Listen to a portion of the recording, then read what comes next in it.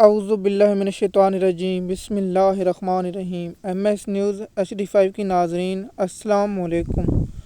امید ہے کہ آپ لوگ سب خیریت سے ہوں گے۔ آج کا ہمارا مین ٹاپک ہے کہ عمران خان کو اپنے کیسوں کو انٹرنیشنل کورٹ لے جانا چاہیے۔ کیا عمران خان انٹرنیشنل کورٹ میں لے جانے کا سوچ رہے ہیں؟ کیا عمران خان کی لیگل ٹیم میں کون سا شخص عمران خان کو انٹرنیشنل کورٹ سے لے جانے میں روکنے میں اہم کردار ادا کر رہا ہے؟ اس کی تفصیلات آپ لوگوں کے ساتھ شیئر کرتے ہیں۔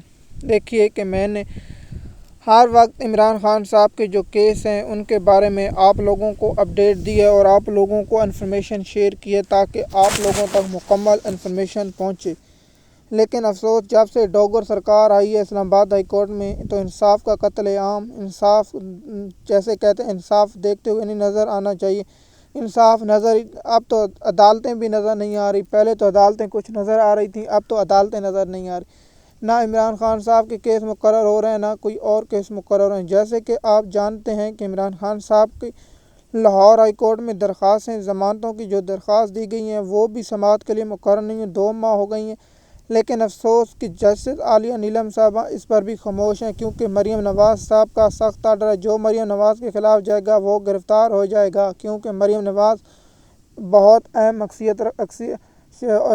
ملک عہدے کی وہ ہے۔ آپ جانتے ہیں، اس کے بارے میں کچھ نہیں کہتا۔ پاکستان میں عمران خان کے کیسوں کی سماعت مقرر نہ ہونا، اس کے پر ایک اور عمران خان کو یہ فیصلہ کرنا چاہیے کہ انٹرنیشنل کورٹ اور انٹرنیشنل عدالت کی جانب سے رجوع کرنا چاہیے تاکہ عمران خان صاحب کو انصاف اور قانون کے ساتھ مل سکے۔ لیکن افسوس کہ عمران خان صاحب کو جو وکیل ہیں وہ یہ مشورہ نہیں دے رہے، اگر دیتے تو عمران خان صاحب کی رہائی ممکن ہو سکتی تھی۔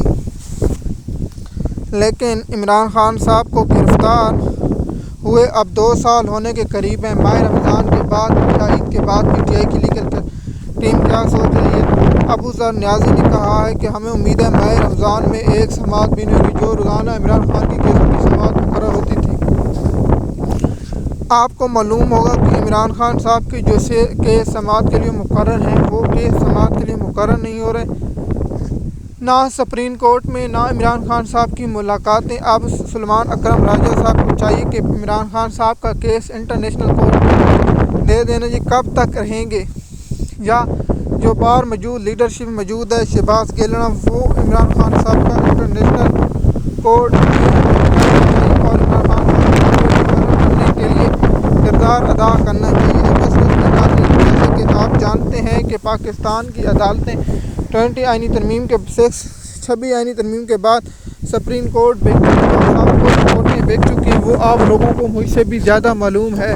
جیسے کہ آپ جانتے ہیں کہ عمران خان صاحب کا انٹرنیشنل کورٹ اگر کیس چلا جاتا ہے تو عمران خان صاحب کو ضمانتیں، اور پاکستان میں عمران خان صاحب کے کیس مقرر ہونے کے امکانات بہت جلدی ہیں۔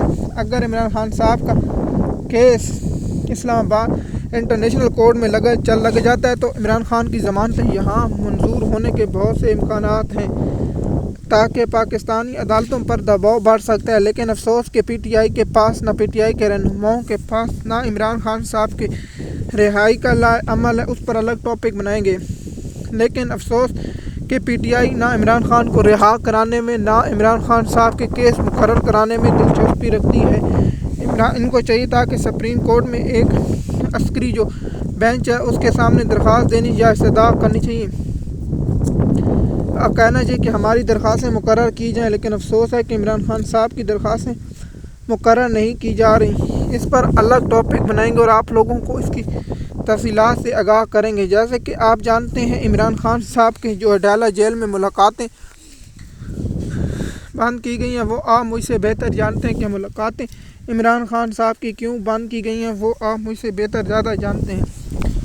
دوسرا کہ عمران خان صاحب کی رہائی میں اگر PTI یہ اقدام اٹھا دیتی ہے کہ انٹرنیشنل کورٹ، تو پھر عمران خان صاحب کی رہائی بہت جلد ہو سکتی ہے۔ اگر عمران خان کی انٹرنیشنل کورٹ میں رہائی درخواست نہ دی گئی تو عمران خان صاحب کی رہائی ناممکن ہے، کیونکہ پاکستان کی عدالتیں جاج آفریدی اور ڈوگر جیسے جج اور امین الدین خان اور جمال مندوخیل جیسے جج ہوں تو پھر عمران خان صاحب کی رہائی ناممکن ہے۔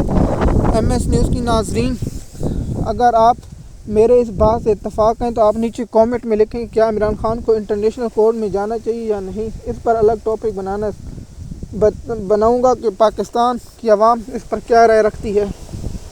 ایم ایس نیوز کی ناظرین، اگر آپ ہمارے چینل پر نئے ہیں تو چینل کو سبسکرائب کریں، لائک کریں تاکہ آپ کو آنے والی ویڈیو وقت پر ملتی رہے۔ شکریہ۔